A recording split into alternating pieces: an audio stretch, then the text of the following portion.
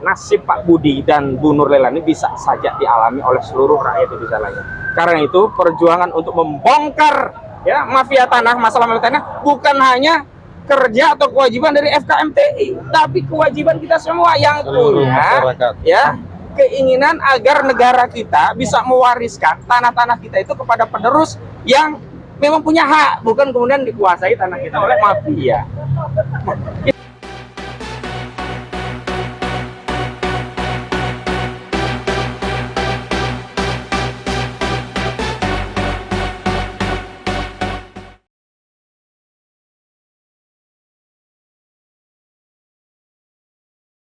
Ya, mungkin ada tambahan dari Pak Asim ini. Pak rekan kami. Saya tanya. Nah, ya, Pak Asim. Baik, bismillahirrahmanirrahim. Assalamualaikum warahmatullahi wabarakatuh. Hari ini agendanya pemeriksaan saksi mahkota. Tadi Ibu Nurlela diperiksa sebagai saksi untuk perkaranya Pak Budi. Nanti gantian, Pak Budi akan diperiksa sebagai saksi untuk perkaranya Bu Nurlela karena ada dua berkas tapi disidangkan bersamaan.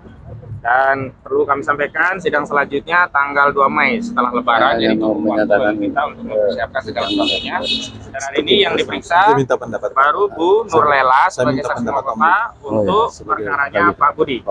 Nah, dari pemeriksaan tadi ada beberapa hal yang kami ingin sampaikan, bukan hanya kepada pihak-pihak yang punya sengketa agar bisa memahami modus operandi kerja dari mafia tanah, tapi juga kepada seluruh masyarakat agar juga tidak menjadi korban sebagaimana yang dialami oleh SK Budiharjo dan Ibu Nurlela.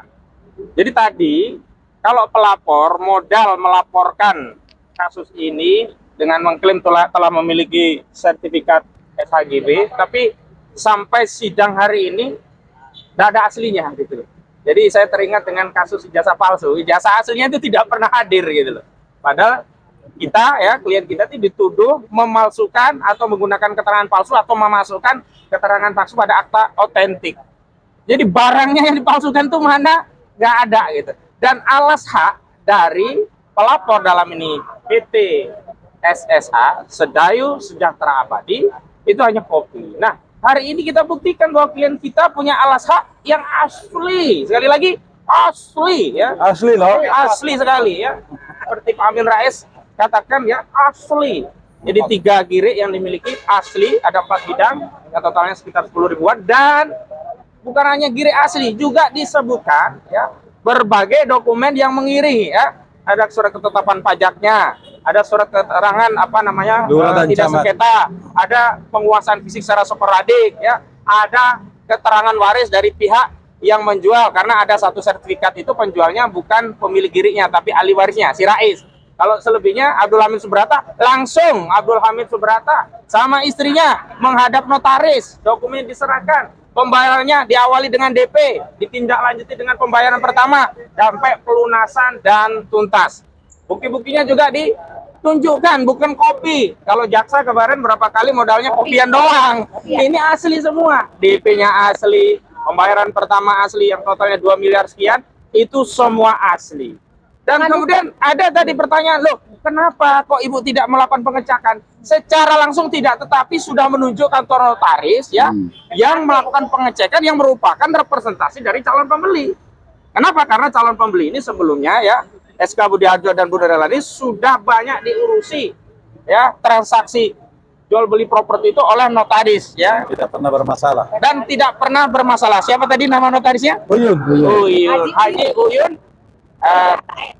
Subrata berapa siapa? Haji Uyun gitu ya.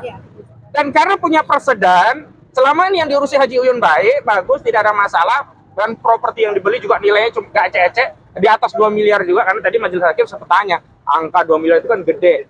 Jadi ada ukuran, yakni presiden sebelumnya, ya Pak SK Budiharjo dan Ibu Nurlela telah memberikan amanah kepada notaris Uyun untuk melakukan transaksi dan terbukti ya pengecekan yang dilakukan oleh Haji Uyun itu tidak bermasalah, tidak ada masalah, dan transaksi gede-gede juga. Artinya patut diambil kesimpulan bahwa apa yang dilakukan oleh Pak SK Budiharjo dan Ibu Nurlela untuk memberikan amanah kepada notaris Uyun ini adalah bagian dari itikat baik dia. Kecuali ini notarisnya baru kenal di jalanan, tolong dong periksa. Ya kita bisa patut menduga jangan-jangan Pak Budi ini ceroboh. Ini notaris langganan sejak tahun 2000. Bahkan perseroan terbatas yang didirikan sebagai badan hukum usahanya Pak Budi yang bikin juga notaris Uyun kurang dekat. Bahkan tadi saksi Ibu Nurlela sudah menganggap Pak Uyun itu seperti bapak sendiri, keluarga sendiri gitu loh. Dan yang kedua, tidak hanya statement clear and clearance, juga dokumen-dokumen rincian terkait clearance itu ternyata ada. Misalkan tadi surat penguasaan fisik secara sporadik, ada surat akta warisnya, ada tanda tangan para pihak. Dan ketika ya melakukan akad di notaris itu langsung orangnya datang, bukan di figur, bukan Alibaba yang datang, langsung datang adalah Abdul Hamid Subrata, langsung datang ya istrinya, dan langsung datang pihak-pihak yang lainnya tadi begitu. Jadi ini sekali lagi saya berkeyakinan, tadi saya perhatikan majelis hakim kita tambahkan, dan itu dibeli dengan harga normal. Nah, harganya normal tadi ya, NJOP lah. Jadi bukan harganya bawah, jadi kita patut curiga kalau harganya di bawah gitu. Ini pembeli ecek-ecek. Nah, tapi saya membaca ya, secara psikologi suasana kebatinan hakim itu dapat memahami bahwa klien kita ini SK Budi Harjo pembeli beritikat baik. Itu terbukti dari berbagai pertanyaan-pertanyaan hakim yang intinya ingin mengkonfirmasi apakah pembeli ini beritikat baik terjawab. Dan jawaban tadi didukung oleh dokumen bukti-bukti, bukan asbun. Ya, jadi asbun asal bunyi, kalau aspal asli tapi palsu. Bahkan yang menarik tadi ya kan, ada dokumen rujukan yang langsung dari Kementerian Keuangan. Nah ini kan lucu. Itu kan dikeluarkan oleh Kementerian Keuangan. Kok jaksa ya mendakwa dituduh keterangan palsu, dituduh palsu dari keterangan kelurahan karena tidak terdaftar, datanya nggak ada. Dia bisa saja cerobohnya lurah, cerobohnya pegawai lurah sehingga data itu hilang karena banjir. Atau nah ini yang patut kita duga, ada gerakan yang dilakukan secara terstruktur, sistematis dan masif yang dilakukan oleh oknum mafia tanah yang sengaja dan tanpa hak diduga menghilangkan bukti-bukti terkait kasus ini sehingga mereka bisa menuduh ya klien kami SK Budi Harjo sebagai orang yang merampas tanah. Padahal faktanya kita yang punya, yang rampas itu orang baru datang 2010, ngusir. Lah transaksi 2006 dikuasai sampai 2010, nggak ada komplain, diuruk. Kalau memang orang tadi memang punya barang di situ, nggak mungkin nunggu 4 tahun dikuasai orang lain.